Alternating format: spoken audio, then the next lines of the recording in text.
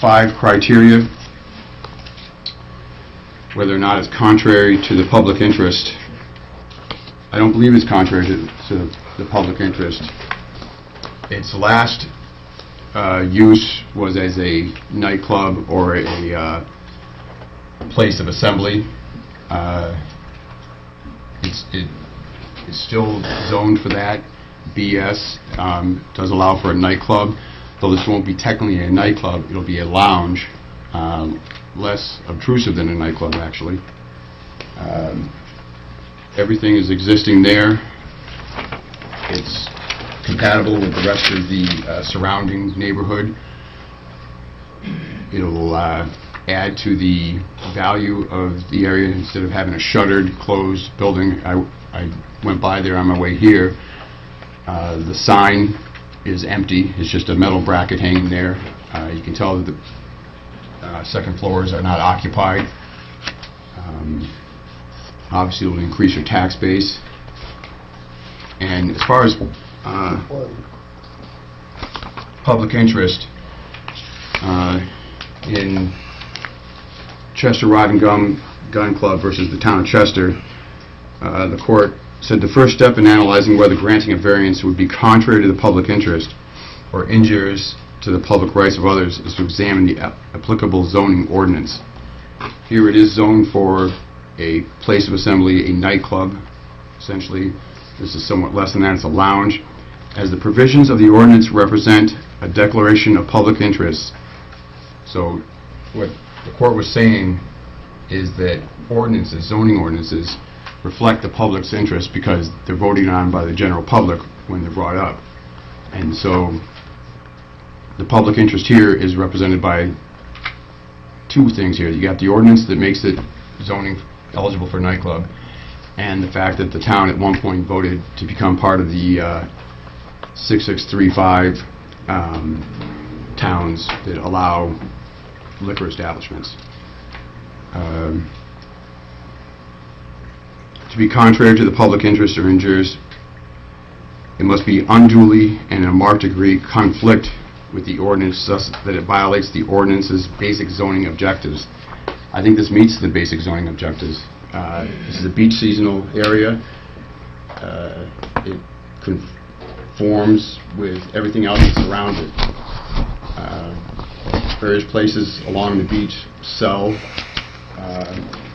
kind of hookah pipes. If a tourist or a visitor wanted to buy one and take it back to his cottage or his home, he'd be allowed to use that.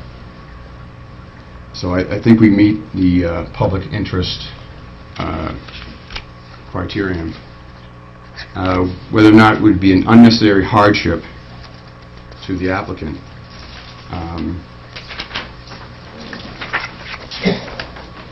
Whether or not special conditions exist such that literal enforcement of the ordinance results in unnecessary hardship. One thing I'm not quite clear on here is it's mentioned that this was an unenumerated use. I was wondered what specifically is unenumerated in this use. It's not defined within the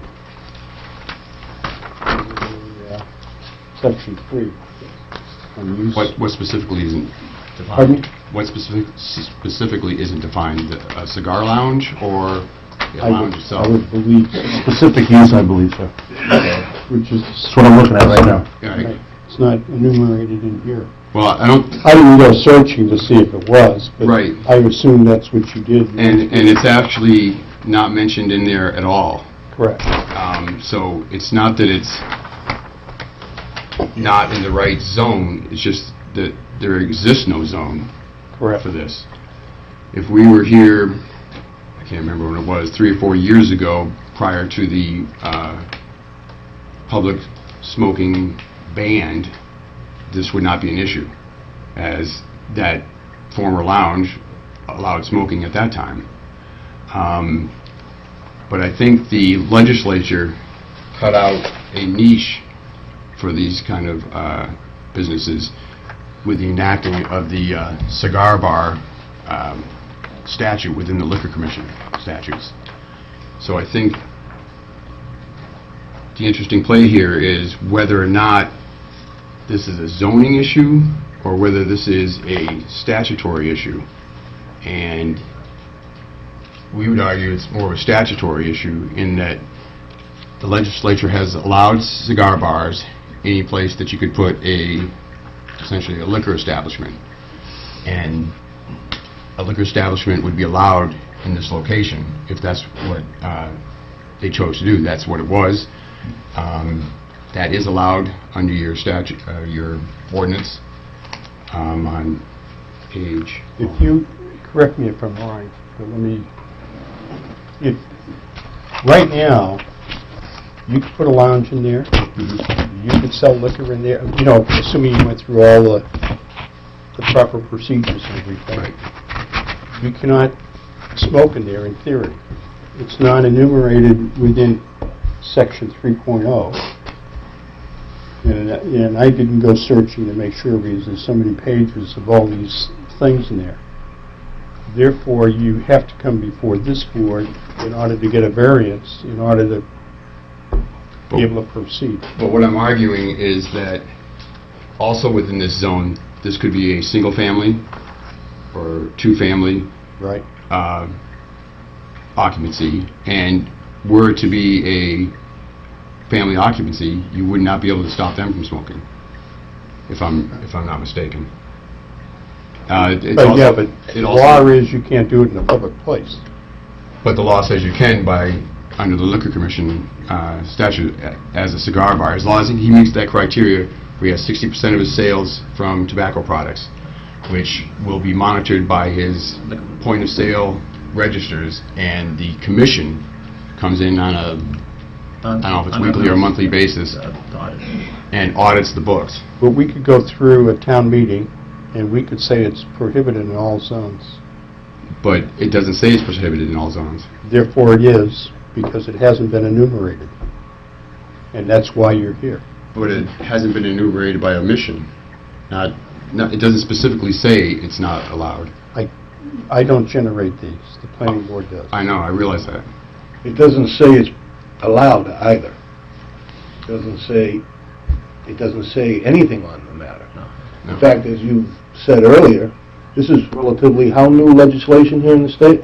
Just this last summer? Effective 2010, I believe. 2010, yeah. I mean, that's how new it is. Yes, I know. So, it certainly hasn't hit Hampton until now. Right. And So,